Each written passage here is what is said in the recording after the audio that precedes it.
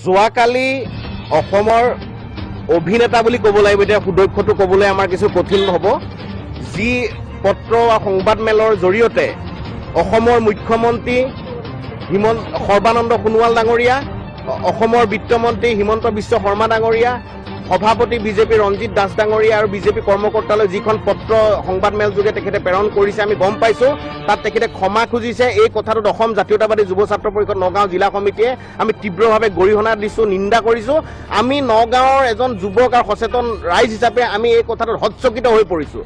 যিখন আন্দোলন অসমৰ অস্তিত্ব ৰক্ষাৰ শেষ আন্দোলন হিচাপে সকলোৱে মানি লৈ যে স্বীকৃতি দিছে, এই আন্দোলনখনক তেখেতে যুক্তিহীন আৱেগিক বুলি কৈ যিখিনি কথা ক'লে, শংকৰদেৱ কলাক্ষেত্ৰৰ কথা কৈছে, তেখেতে গুৱাহাটী ভঙাৰ কৈছে, জাপানৰ কিবা প্ৰধানমন্ত্ৰী অহা ৰাষ্ট্ৰপতি অহাৰ কথা কৈছে, এই কিছুমান বাৰে বাং কৰা কথা কৈ আন্দোলনখনক তেখেতে নৎসাত কৰি তেখেতৰ ৰাজনৈতিক অভিলিপ্সা পূৰণ কৰিবৰ কাৰণে যিখিনি তেখেতে পৰিকাঠামো যিখিনি প্ৰস্তুতি চলাই আছে, তাত নগাঁওবাসী ৰাইজে কেতিয়াও সঁহাৰি নিদিয়ে, এইটো কথা স্পষ্ট।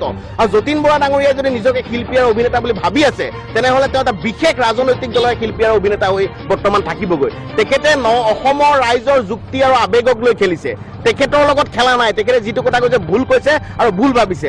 আমি যতীন বৰাদেৱে এই কথাখিনি কাৰ্যক্ৰমখিনিক আমি গৰিহণা দিছোঁ, নিন্দা কৰিছোঁ। আগন্তুক দিনত তেখেতে কি কাম কৰিব এই কথাখিনিত অসম জাতীয়তাবাদী যুৱ ছাত্ৰ পৰিষদে তীব্ৰভাৱে আমি নিৰীক্ষণত ৰাখিম। আৰু নগৈ আহিছে, আমি তেখেতক অসম জাতীয়তাবাদী যুৱ ছাত্ৰ পৰিষদে নগাঁৱত তীব্ৰ প্ৰতিবাদৰ তেখেত আহিলে সাব্যস্ত কৰিম। আমি তেখেতে তীব্ৰ প্ৰতিবাদৰ সন্মুখীন হ'ব লাগিব।